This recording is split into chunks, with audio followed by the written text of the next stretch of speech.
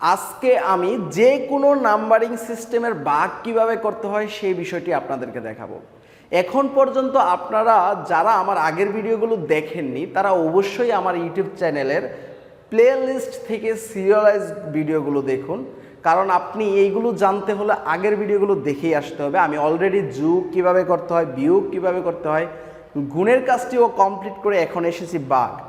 আসলে অনেকেই মনে করবে এগুলো আমি কেন শিখাচ্ছি, এগুলো কি আমি ক্লাস 2-3 এরদের জন্য করতেছি নাকি ইন্টারমিডিয়েট স্টুডেন্টের জন্য করতেছি। অবভিয়াসলি ফার্স্ট কোশ্চেনের আনসারটি হলো যে আমি ইন্টারমিডিয়েট স্টুডেন্টের জন্য এইটা করতেছি, এবং ইন্টারমিডিয়েট না, আপনি যদি বিসিএস এর প্রিপারেশনও নেন আপনার এই জিনিসটি জানা দরকার, কারণ আমরা যে ভুল প্রসেসটি শিখে এসেছি সেটা কিভাবে সমাধান করতে পারি। এটা অবশ্যই ক্লাস 2-3 বাচ্চার জন্য না, এটা আপনাদের জন্য, আপনারা যারা এসএসসি পরীক্ষা দেবেন তাদের জন্য বিশেষ করে।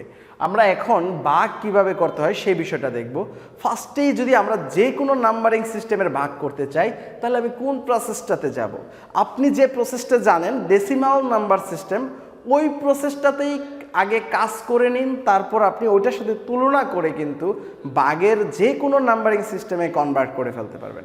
তাহলে ফার্স্টেই ধরুন আমি একটি যদি নাম্বারিং সিস্টেমে যাই, যেমন 253, এটাকে যদি আমি 3 দিয়ে ভাগ করতে চাই তাহলে আমি কিভাবে ভাগ করি। দেখুন 3-2 এর মাঝখানে ভাগ যায় না, সো আমরা দিব না। আসলে এই ক্ষেত্রে এইভাবে বললে ভুল হয়, এখানে একটি শূন্য দেওয়া লাগে, কিন্তু আমরা এই প্রসেসটা জানি না। কারণ কি, আমরা যখন কোনো কিছুর ভিতরে ভাগ যায় না তখন শূন্য দেই না প্রথম ক্ষেত্রে। এর মেইন কারণ হলো এই দিকে আমি পরবর্তী যে সংখ্যাটাই লিখবো না কেন পূর্বের শূন্যের কোনো দাম নাই, কিন্তু রিয়েল যে জিনিসটা সে জিনিসটা হলো আপনাকে একটি শূন্য দিতে হবে। 3 দিয়ে 2 এর ভিতরে ভাগ যায় না বিদায় এই জায়গায় আমাকে শূন্য বসাতে হবে, সেটা বামে হোক আর যেদিকেই হোক না কেন আমাকে ফার্স্টে বিটের বা যে মেমোরি সিস্টেম আমরা মেমোরির জায়গাটা নিতে হবে। তাহলে আমরা 2কে যখন 3 দিয়ে ভাগ দিব যাচ্ছে না, শূন্য দিয়ে দিচ্ছি, তখন আমি এই পুরো রাশিটাকে করতে চাবো এই 2 গড়, পরের দশক স্থানটুকু নিয়ে নেব। এই দশক স্থানটুকু নিয়ে নিলে আমি কত পাচ্ছি, 8 বার পাচ্ছি। সো আমি 8 দিব এবং এইখানে 24 লিখব এবং বিয়োগ করে দিব, বিয়োগ করে দিয়ে আমি পাচ্ছি কত 1, নিচে 3 নামিয়ে দিব, তাহলে আমি কত পাচ্ছি 4। তাহলে আমি সর্বশেষ যেটা পাবো এটা হলো আমার রিমাইন্ডার বা ভাগশেষ। আমি এটা কিন্তু থাকবে আর ভাগফল বা ডিভাইডার যে অংশটুকু এইটুকু পাবো। এখন এইটা লেখা যেই কথা 84 লেখা একই কথা, কিন্তু বাট আমাকে 0টা দেওয়া উচিত ছিল আমার যদি সঠিক ভাগটি করতে চাইতাম। এখন এই প্রসেসটিকে কাজে লাগিয়ে আমরা কিন্তু বাকি প্রসেসটি করে থাকব। যেমন আমি যদি এখন একটা অক্টাল সংখ্যারই ভাগ করতে চাই তাহলে আমি কিভাবে করব। যে কোনো একটা অক্টাল সংখ্যা, তারপরে 2, 5, 6, 2, এটাকে যদি আমি 3 দিয়ে করতে চাই তাহলে আমি কিভাবে করব। সেম প্রসেস, আপনি এটাকে পাচ্ছেন না, এখানে শূন্য দেন, পুরোটুকু নিয়ে নিচ্ছেন মানে 2 গড়, তার মানে আপনি ভাগ করবেন এটাকে, তাহলে ভাগ করলে পাচ্ছেন 8, সেম আনসারটাই পাচ্ছেন। 24 দেন 1 থাকবে, তারপর আপনি 16 নামাবেন, আবার ভাগ করবেন, 3 4 12, 3 5 15, আপনি 15 দেন, তারপরে 1, আপনি 12 নামান, 3 4 12। এটা আপনার ডেসিমাল আর হেক্সাডেসিমাল যাই হোক না কেন প্রায় সেম প্রসেস। এবং আপনি যদি এখন একটি সংখ্যা এইটা দিয়ে ভাগ করতে চান তাহলে আসলে এই ক্ষেত্রে কি করবেন, একটা হেক্সাডেসিমাল নাম্বার নিচ্ছি 2FCD, এটাকে আপনি ধরুন সাপোজ বি দিয়ে ভাগ করতে চাচ্ছেন, বা হ্যাঁ আপনি বি দিয়ে ভাগ করতে চাচ্ছেন। ওকে, বি দিয়ে ভাগ করতে চাইলে আপনি কিভাবে করবেন। দেখুন তো B2 এর ভিতরে ভাগ যায় না, যায় না।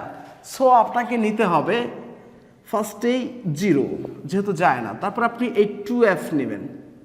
এখন দেখুন এই 2F সংখ্যাটা আপনার যে নাম্বার সিস্টেম রয়েছে সেই নাম্বার সিস্টেমে কত, আপনি যে নাম্বার সিস্টেমটা বুঝেন, আপনি তো ডেসিমাল নাম্বার সিস্টেমটা ভালো করে বুঝেন, তাহলে আপনি এই 2Fটাকে ডেসিমালে নিয়ে নেন। 2Fটাকে যদি আপনি ডেসিমালে নিতে চান, আমি আগে বাইনারিতে যাই, আগে বাইনারি থেকে তারপর ডেসিমালে যাই, ওইটাই সবচেয়ে বেশি সহজ লাগে আমার কাছে। এই F মানে 4টি 1 আর এটাকে আমি 10 দিচ্ছি। তারপর এখন আমার এটার বাইনারি লিখতে চাচ্ছি, বাইনারি মানে কত, এটা হলো 1, 2, তারপর 4, এটা হলো 8, তারপর হচ্ছে 16, আর এটা হলো, আমি জাস্ট এই 16 বাদে সবগুলার যোগফল নির্ণয় করব। তাহলেই কিন্তু আমি এটা আমার নর্মাল ডেসিমাল নাম্বার পেয়ে যাচ্ছি। দেখুন তো, এটা 32, আমি যদি যোগ করি তাহলে কত পাচ্ছি? 40, আর এদিকে হলো 7, তাহলে আমি পাচ্ছি কত? 47। 47কে বি মানে কত? 11 দিয়ে যদি আমি ভাগ করতে চাই তাহলে আমি কত পাচ্ছি?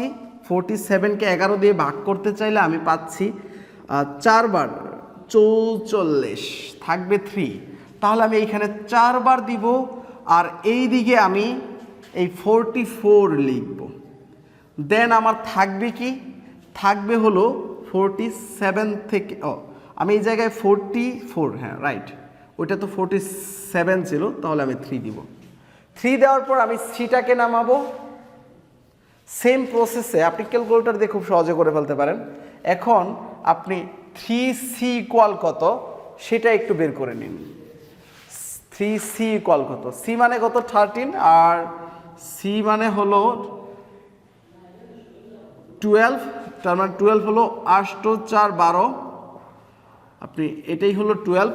এখন 12 এটা যদি হয়, আর সামনে 3 মানে 1 1, এখন এটা আপনি পাচ্ছেন কত?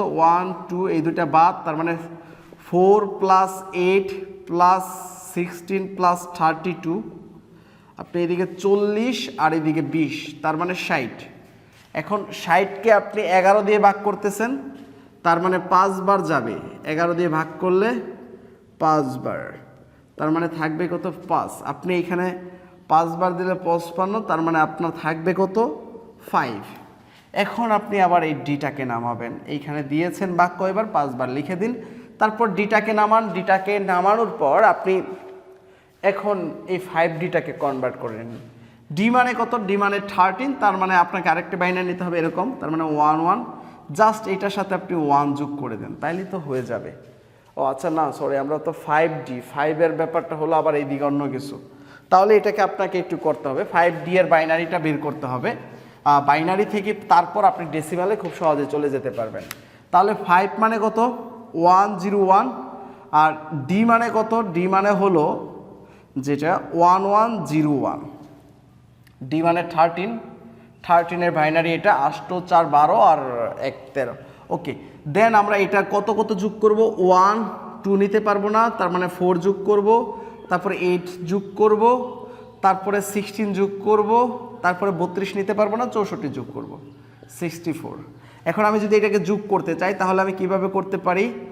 এইটুকু হলো 20 প্লাস, আর এইটুকু হলো 60, তার মানে 84।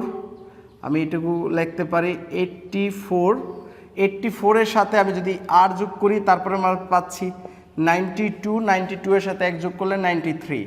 এখন আমি 93-কে 11 দিয়ে ভাগ করব। আমরা জানি 9 11 99, তার মানে 8 11 88, 88 পর্যন্ত যেতে পারি। তাহলে 88 বাদ দিলে থাকবে কত? এখানে 5 থাকবে, আর 5ই থাকবে, জাস্ট আমরা 5 বের করব, তার মানে আমরা কতবার বাদ দিয়েছি? 8 বার। তো সো আমরা 8 লিখব, এইখানে লিখব 8, তারপর এটা থাকবে জাস্ট 5। আমাদের লাস্ট অবশিষ্ট থাকবে যেটা রিমাইন্ডার 5, আর আমরা এই দিকে যে ভাগফলটা পাবো ওই ভাগফলটা পেয়ে যাব। আমরা কিন্তু এভাবে যে কোনো নাম্বারিং সিস্টেমের করতে পারি। তাহলে অবশ্যই আমি পরবর্তী ভিডিওতে আপনাদেরকে বাইনারি কিভাবে ভাগ করতে হয়, বাইনারিতে কিভাবে আপনি ভাগ করবেন, আমাদের উদ্দেশ্য কিন্তু বাইনারি শেখা। আমরা বাইনারির সংখ্যা পদ্ধতির ভাগটা কিভাবে করব সেটা আমি নেক্সট ভিডিওতে দেখাবো। আমার ইউটিউব চ্যানেলের প্লেলিস্ট থেকে দেখে নেবেন। আল্লাহ হাফেজ।